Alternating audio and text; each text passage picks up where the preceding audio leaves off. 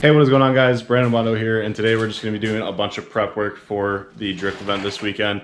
So first things first, we got to go get an oil change on the truck, and we got to pick up oil to do an oil change on the FRS, and then we'll go through and do the basic tech inspection, like personal tech inspection before we go, and then I got to get a haircut too, but I think all haircut places are still closed due to quarantine, so that might be an issue, but I'm gonna head out and I'm gonna go get this oil change and get some oil for the oil change. Update, truck is done, oil change is done on it.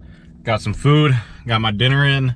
Now we gotta go hit up Napa, get some oil, get an oil filter, and get ready to do an oil change on the FRS, and then do all the prep work on the FRS, so this should be fun. All right, so we're back from Napa. I went ahead and got some Napa 0W20 full synthetic. For you, those of you guys that don't know, Napa oil is actually made by Valvoline. If you look on the back right there, it's literally developed by, it says developed by Valvoline. It's literally just Valvoline oil inside of a Napa container. And it's 25 bucks for one of those. And I think Valvoline oil for full synthetic is like 40 something dollars.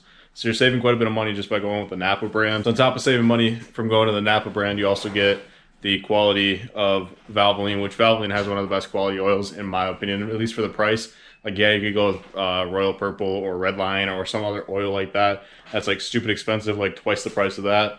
Or you can go with Mobil 1, but Mobil 1 has like, their oil like thins out under heat and always burns off in Subaru motor. So I stopped using Mobil because it always kept burning off. I'm gonna try the Valvoline oil. Last time I had Valvoline oil in my WRX, it was fine. This is my first oil change on the FRS, so we'll see how it handles. And yeah, so on top of that, it's like the cheapest oil you can get aside from like one type of Mobil oil or Pennzoil, and I think there's like one other company that makes oil that's a little bit cheaper.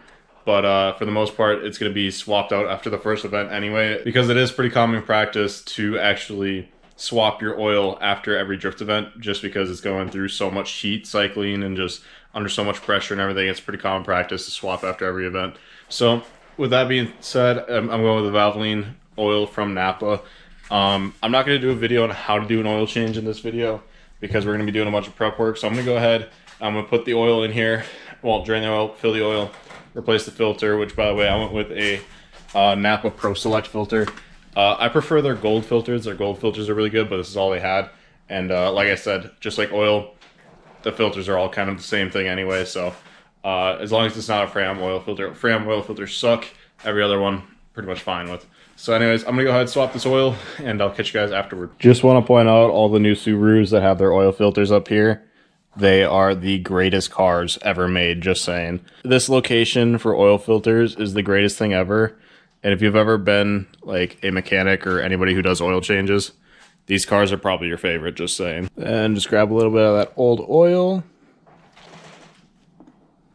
And then just a quick tip for anybody that has a car with a top like filter, like whether it's an internal filter, an external filter, whatever it is, if it's on top, always leave the filter off when you drain the oil.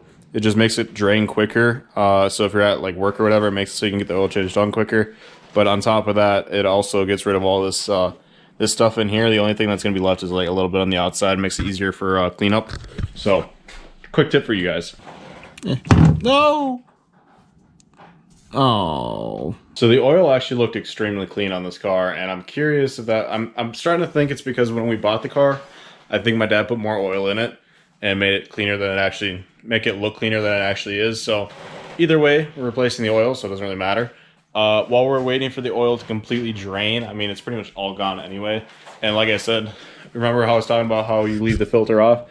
See how it just sucked up all that stuff out of there? Now there's like no oil in here, you didn't have to clean all of it up. Good tip. Anyway, while we're waiting, we're gonna go ahead and we're gonna zip tie on some cloth around the main brake cylinder, the well, brake master cylinder, the clutch master cylinder, and then I think, trying to remember if this car actually has a power steering reservoir or if it's electric. It might be an electric power steering in this car.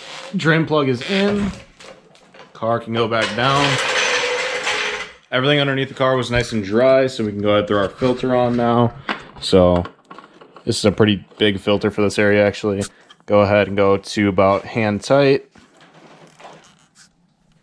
And that's not going anywhere. So now all we got to do is fill it up with some oil.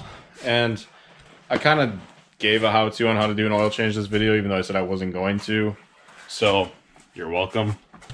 So we are not doing a Jimmy Oaks challenge this time, so we're going to go ahead and throw a funnel on there, grab our 5 quarts of 0W20, which this stuff is way more expensive than normal conventional, and then we just pour it all up.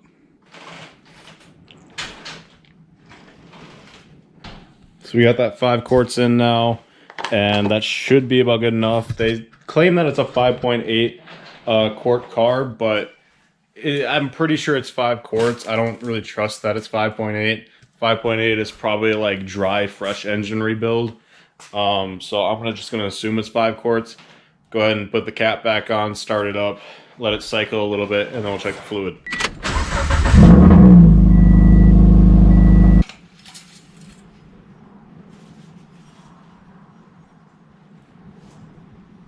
According to the dipstick, 5.8 is the correct amount of fluid, so I guess it's 5.8.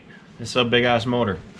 All right, so the car's all filled up with oil. It's got 5.8 quarts in there now. We went ahead, we put the towels above both of the clutch and brake master cylinders. And then it turns out this car actually does have electric steering, which is crazy because I would have never guessed that. It feels like hydraulic steering, which is great. I did not know that. Makes it one less thing that can go bad, and electric steering is just always great. So that's super good to look forward to. And then I think aside from that, we're pretty much good to go. I don't think there's anything else we really need to tech inspect other than the windshield, which the windshield is cracked. It's really hard to tell on camera, but it cracks from here, it goes all the way around here and then back down and then over to the driver's side. So with that being said, that could actually cost us the tech inspection. It's pretty hard to see it from a distance, but if someone sees that and claims that it's more than 25%, which I think it's just around the edge of 25% crackage,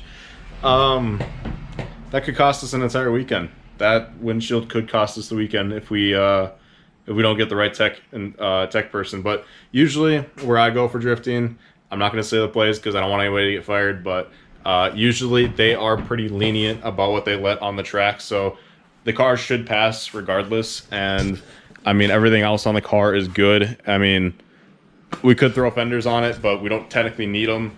And I don't want to mess up brand new fenders that I just spent $300 on just to get them crushed up or like banged up or anything. Same thing with the front bumper. There's no point in putting it on. I found out today that we're not going to be returning the front bumper, getting an authentic one. The company just didn't want it back, so we're stuck with a rep kit, but well, a rep bumper for now. And so yeah, we're going to head over to Tate's house now, and we're going to go pick up the 2 wheels that we had the Pirellis put on the front, so that are on the tires, so we put those on the front. They're mounted and balanced. And then we're going to keep the rear tires that are currently on there because those ones are actually like really nice and even and everything. And then these front ones I'm going to burn off, probably like the first set that are going to get burned off at Brainerd. And then we'll continue to move over to the Keeleys that are in the rear. And then before we get ready to go, we need to pack up these white 18s. And also we need to find some 18-inch tires, which I believe we have over there. Find out what 18-inch tires we're going to take with to Brainerd as well. We're going to try and burn through all the shitty tires first, and then we'll get to the Achilles after. Just waiting for these ducks to cross the damn street already. All right, so we're back from Tate's house. We got some Pirelli P0s, 235, I believe they're 235 45 17s. Can't find them on the, where is it? There it is. So we got some 235 45 17s on here. These are about 20 mil over the stock size, so they should be a little bit grippier due to that. Plus they're the P0s, which is like Pirelli's best tire, so it should be a pretty grippy tire. We're going to be using these for front steer tires.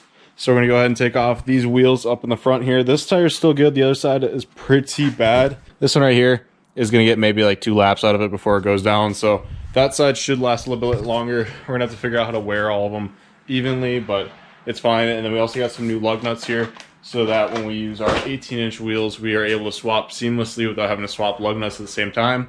So I'm going to go ahead and take all the wheels off, put these in the front. The rears are going to stay in the rear. We're just going to swap the lug nuts. And then these are going to go in the back of the truck. These front ones are going to go in the back of the truck, and we'll use them for drift spares. So I'm just going to go ahead and check the brake pads while I'm in here, just because I'm already having the wheels off, mine as well. Brake pads are about half life, so we are good on those.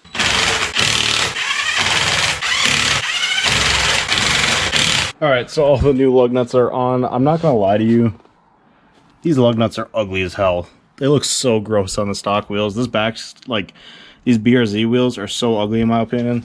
And the front ones aren't too bad, but like still those lug nuts are still so ugly. I don't like that.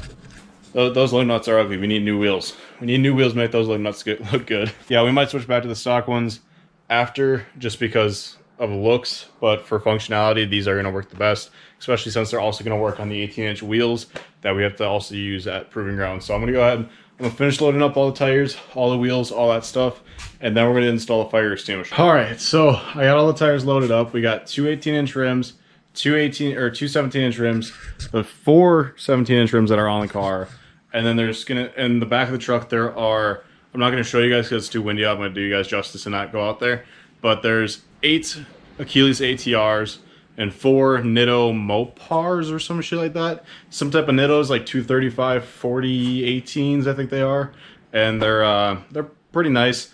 We're just gonna burn through them. I'm gonna be honest with you guys, that's way overkill. I don't think I'm gonna go through nearly that many tires. I'll be surprised if I go through like a set of 4 tires, to be honest. Anyways, last thing we got before we go out there is we have to find a permanent mount for our fire extinguisher. For you guys that didn't know, I did bring this with when we went to go drift the Camaro. I just put it in the glove box, but this one we actually have to permanently put it in there because it is an actually like good event. They're not just like a Wednesday night or like a quick event. So I'm thinking the spot that we're gonna put the extinguisher in is probably gonna be down here. I don't know if you guys can even see down here. To be honest, it's not lit up, but I'm probably gonna put it down in the passenger well here. And then otherwise, the next best option would be in the back somewhere, but there's seats back there and I don't want to get back there, so I think we're gonna put it right here in the passenger well, and hopefully nobody kicks it out of place. We're just gonna use some self tappers, and yeah. And now we got that installed. So I just put 3 self tappers in there. It's nice and sturdy now. It's not going anywhere. I mean, you can smack the shit out of it. It's not going anywhere. And it looks really good down in that area. I'm hoping it stays out of the passenger's way so it doesn't get kicked around or anything, because I'd kind of suck if that ends up going off. But I think it's out of the way enough.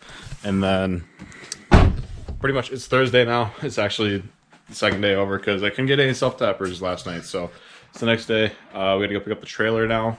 And then once we pick up the trailer, I think we're good to go. All right, so it's been a little while since I picked up the camera, but we're fully loaded. We got like 20 tires and two extra rims on top of all of it. Then we got ramps, tools, all that stuff loaded up. We are ready to go. I will catch up with you guys at 6 a.m. tomorrow.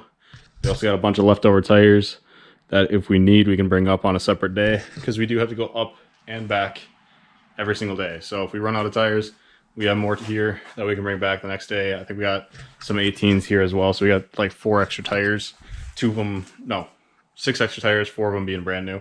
But yeah, catch you guys tomorrow at 6 a.m. Peace out. I'm out. See you guys in the next one. I seen a lot of shit I shouldn't have, but never forgot it though. Brothers on the corner selling crack like it was not a though. Walk inside my kitchen, baking soda all up on the floor. Police banging on the door while gripping the 44. I was just a youngin', but this type of shit I seen before. Y'all see a white boy, but my daddy a Negro. Half-breed motherfucker grip the mic and he flow. I just wanna spread love, they want me to bleed slow. I just wanna keep the peace.